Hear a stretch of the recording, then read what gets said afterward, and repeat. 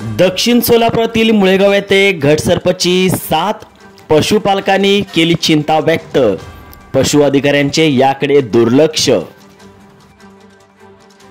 दक्षिण सोलापुरातील मुळेगाव येथे घटसर्प रोगामुळे आतापर्यंत 4 जनावरे दगावली आहेत।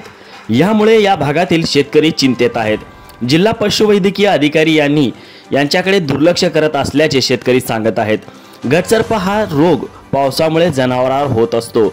या रोगाला वेळेत लस दिल्याने हा आजार बरा होतो, परंतु लस वेळेत न दिल्याने मुळेगाव भागातील जनावरे दगावत आहेत। याकडे प्रशासन लक्ष देतील का हे पाहणे गरजेचे आहे। नमस्कार, मी मुळेगावातून बोलतो, लोकन कदम।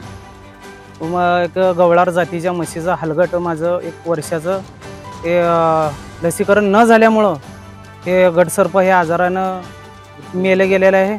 याला मार्केट यार्ड, पॉलिक्लिनिक, डॉक्टर व अधिकारी जबाबदार आहेत। यांनी लसीकरण काही ठिकाणी करून तसेच बोगस रिपोर्ट घेऊन गेलेले आहेत। ते डोर टू डोर लसीकरण न झाल्यामुळं याला जबाबदार डॉक्टर लोक राहतील। रोड सोडून आम्ही थोडं शेतकरी बाकीचे समजेजण आम्ही आत असल्यामुळे आमच्यापाशी डॉक्टर लोक आले नाही आणि लस केलेले नाही ती। फक्त जे रोडच्या कडेला शेतकरी आहेत त्यांचेच लस करून हायाचे रिपोर्ट घेऊन त्यांचेच बोगस आमच्या सह्या घेऊन वरपर्यंत गेलेले आहेत।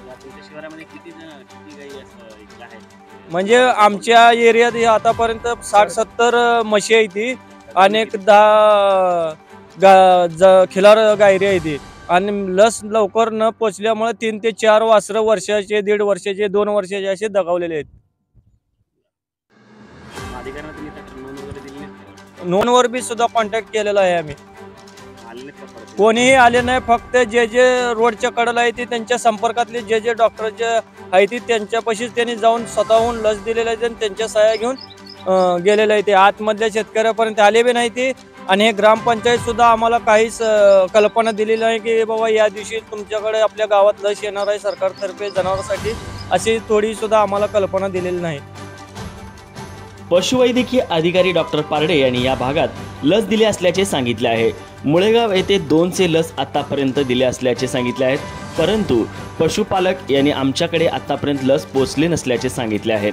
या सर्व बाबीकडे जिल्हा पशुवैद्यकीय अधिकारी लक्ष देतील का हे पाहणे महत्त्वाचे आहे।